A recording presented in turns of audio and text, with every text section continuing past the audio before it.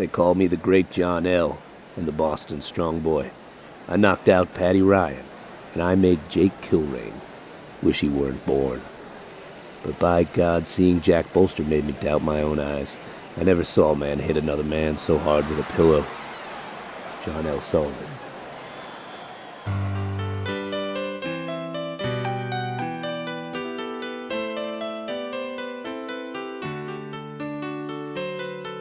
As the 19th century dawned upon a young United States, the nation's population was largely agrarian.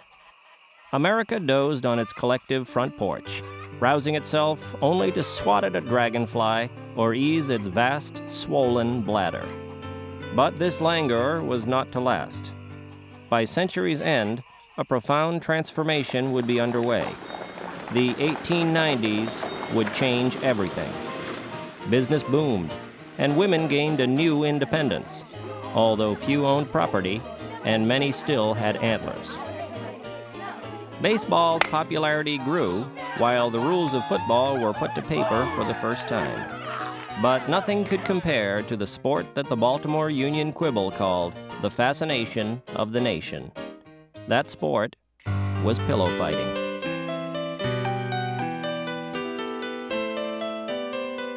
I think that pillows have a deep resonance for people. While we dream, while we explore our deepest fantasies and fears, that which is closest to our heads is the pillow. And the idea that people would fight each other with pillows is a melding of comfort and danger that I find remarkable. Pillow fighting has no single inventor. As the light bulb has its Thomas Edison, basketball, it's James Nesmith. Waffle syrup, it's Aunt Jemima. Children have probably fought with pillows as long as there have been children and pillows. But as an adult sport, pillow fighting's origins lie in the swabby caper, a contest of strength between sailors in the British Navy of the 18th century. Dearest Henrietta, a queer thing happened yesterday. I was taking the air athwart the poop when a brute fetched me a blow with a large piece of cannon wadding.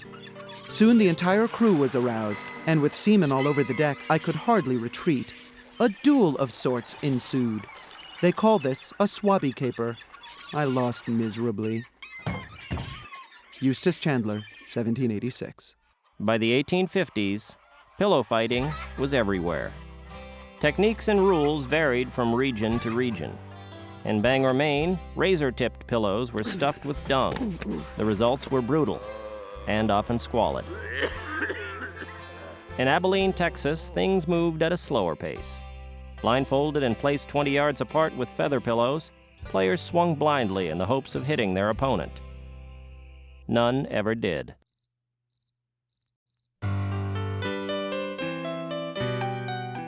This business of pillow fighting is a noble one, with vast promise for our burgeoning nation. I propose a governing body to establish a code of rules for this worthy pastime. Regarding your query of the 14th, I suggest you soak it in chicken fat. Colonel Stoddard Lowbridge, 1874. Lowbridge formed the Saucy Fellows Pillow Fighting League, or RVLS. They soon devised the sport's first rulebook. Competition pillowcases would be standardized, woven from squares cut from a huge cloth known as mother of pillow. Competitors developed novel training methods, including pounding oneself in the testicles, stag dancing, and a peculiar exercise known as the human asterisk, which was attempted only in the presence of a dwarf. By century's end, pillow fighting, or fighting with a pillow as Will Rogers humorously described it, was America's sport. This was the era of the pillow fighting greats. Wee Squinty McGee, Six Cushion O'Donnell, who despite his nickname never fought with more than 5 cushions at once, and Sven Swifty Olafsson, a black athlete who skirted the sport's pervasive color barrier by claiming to be a Swede. But none could match the greatest of them all, Big Jack Bolster.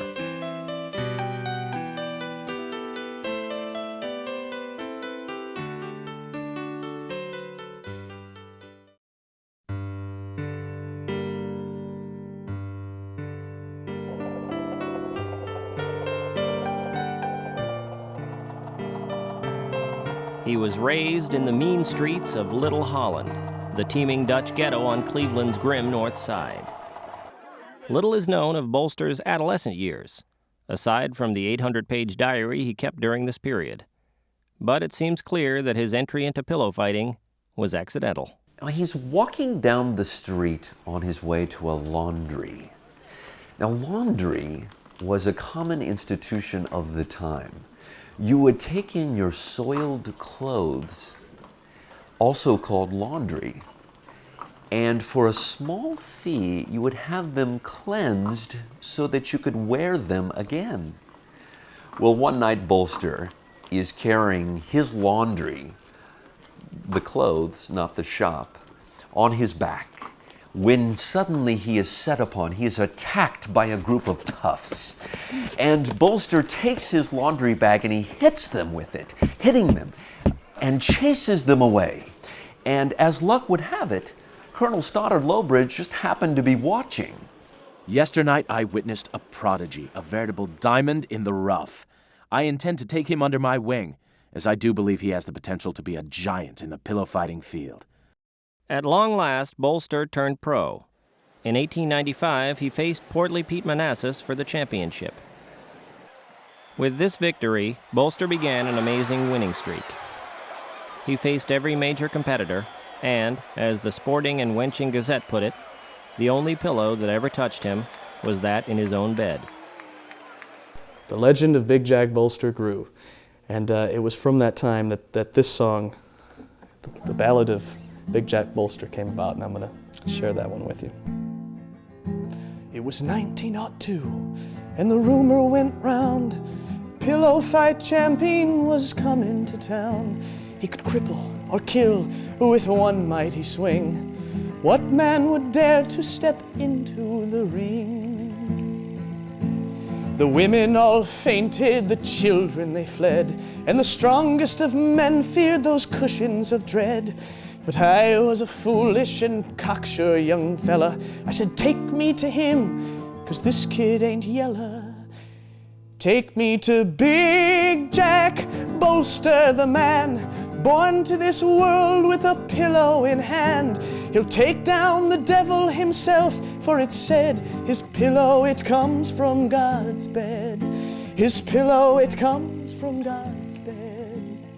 Big Jack's winning streak is the stuff of legend. It's almost mythical in proportion.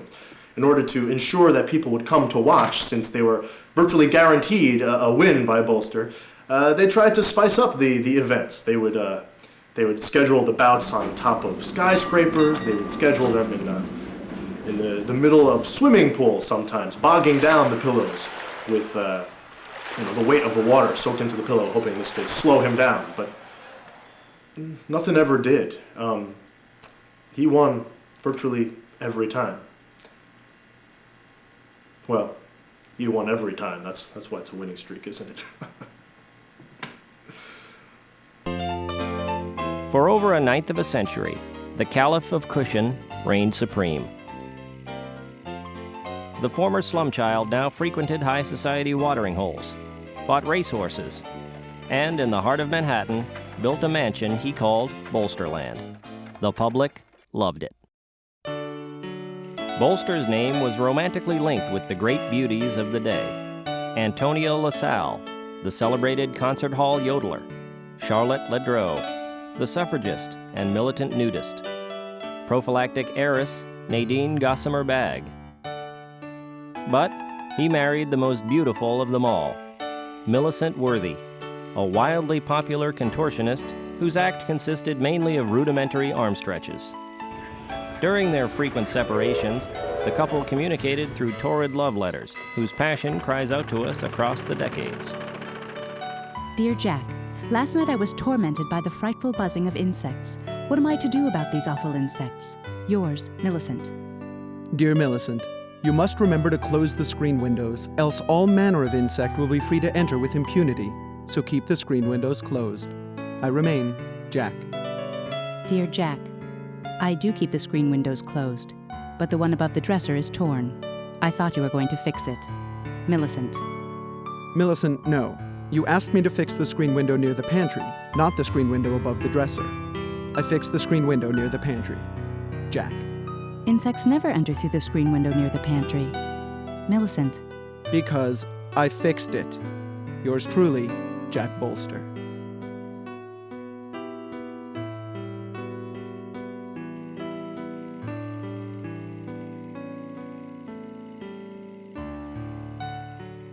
Like many athletes of his day, Jack Bolster supplemented his income on the stage. First, he attempted a catastrophic stint as an escape artist.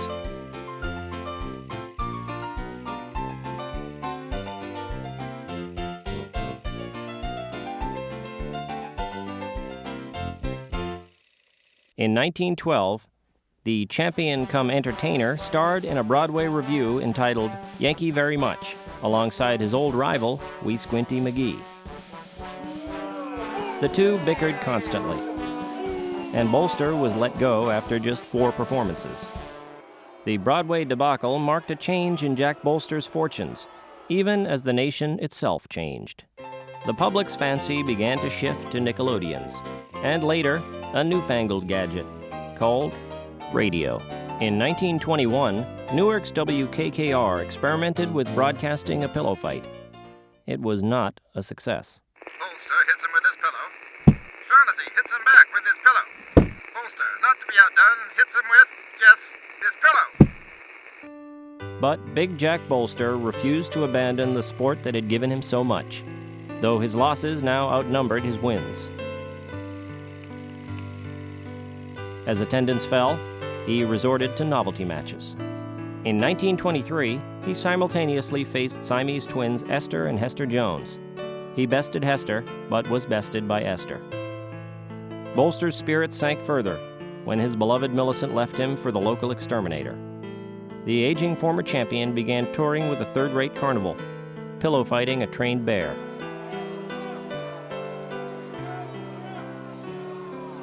As his prowess dwindled, he fought beavers, then rabbits, and finally, inanimate objects.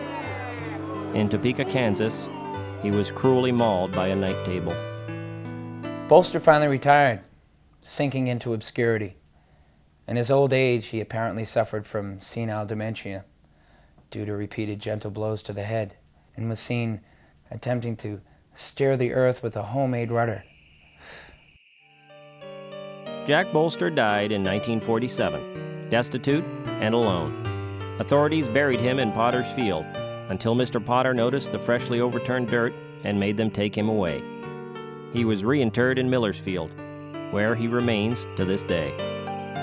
Today, Big Jack Bolster and the sport whose fortunes rose and fell with his own are largely forgotten. But he gave his name to the English language, and in this sense, he will live forever. I never saw a man hit another man so hard with a pillow. The bell struck its death toll, and I heard a smack. And the next thing I knew, my whole world had gone black. But I knew that somehow I had to survive. I faced Jack Bolster, and I'm still alive. Yeah, Big Jack Bolster the man, born to this world with a pillow in hand. He'd take down the devil himself, for it said, his pillow, it comes from God's bed. His pillow, it comes from God's bed.